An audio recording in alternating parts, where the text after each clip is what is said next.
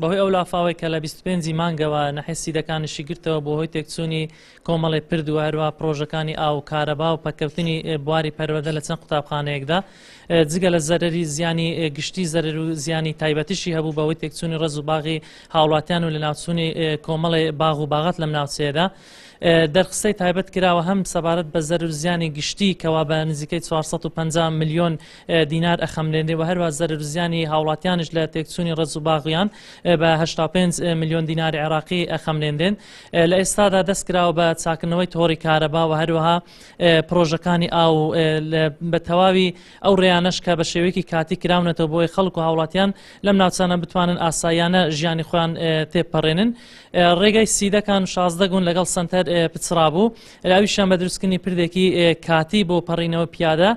سوپاس بخۆ ئەم ڕێژ کراوەتەوە بەڵام تەنها ڕێی پیادەیە و لە ئێستاژە تیمێکی چاکردنەوە پاراستنی ڕێگاوبان لێرن بۆ ئەوەی بە زیاتر بەدوەداچن بکرێ بۆ چاکردنەوەی تەواوی پردەکان و ڕێی هاتچۆی ئۆتۆمبیلش بکرێتەوە بە نزیکەی 16 گون لە ئێستا دەتوانین بڵێن ڕێی هاتچۆیان زەحمەت بۆ یاخود بە یەکجاری پچراوە بە ڕێی ئۆتۆمبیل.